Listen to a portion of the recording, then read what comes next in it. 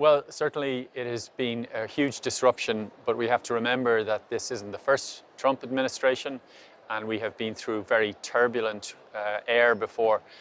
On this occasion, of course, I think the stakes are a little bit higher. We have the context of the Russian aggression in Ukraine and major geopolitical changes that have taken place. So the need for European unity at this time is extremely compelling. We do expect, obviously, an announcement on Wednesday in relation to tariffs and other reciprocal arrangements as they have been described by the Trump administration. And I think the important thing that the European Union does is two things. One is to take its time to reflect on what has been announced by Washington, and then to act in unison and to show absolute unity in the face of what I consider to be completely unnecessary tariffs that will be damaging to consumers on both sides of the Atlantic. So that is the only way we can deal with this situation. Obviously, the best outcome would be to have a negotiated settlement of the grievances that the Trump administration has alleged to exist between the European Union and the United States. Many have suggested that it is time for Europe to face it alone and to rearm. What is your perspective on this?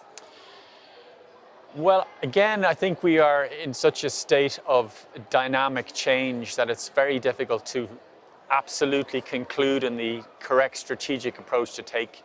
However, there has been a dynamic for some years now that the European Union should take more control over its own future. This is expressed in the idea of strategic autonomy in a lot of sectors, including in defense. There is no doubt that the American approach has been changing for some time. It's very much more contingent, it's very much more conditional than had been the arrangement since the Second World War, quite frankly. And I think Europe really has to reflect on the whole concept of strategic autonomy. For a long time, we bet on Russian fossil fuels, we bet on Chinese manufacturing, and we bet on American security. And all of those are looking like bad bets right now. So I think the European Union's policy, Rearm EU, is the correct way to proceed.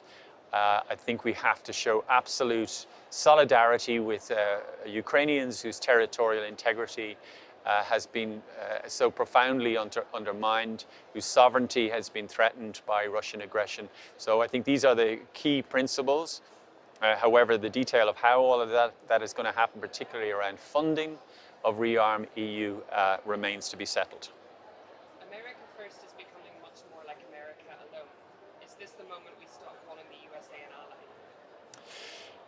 ally? I don't believe that is the correct way to proceed. I think America has stood shoulder to shoulder with the United States with Europe for the last 80 years.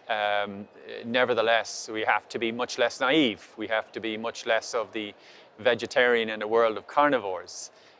So it is a definite new departure for relations between the United States and the European Union. But we have to remember that there are so many ties economically, culturally, and socially between the US and the EU that you cannot sunder these ties so easily.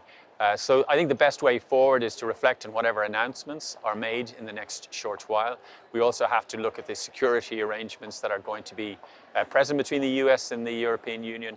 But ultimately, we have to show strength. We have to show unity of purpose across all of the European member states because we are a much larger entity than the United States. And I think that the only way that we can defend our interests and defend European values is by working in concert with each other and acting together.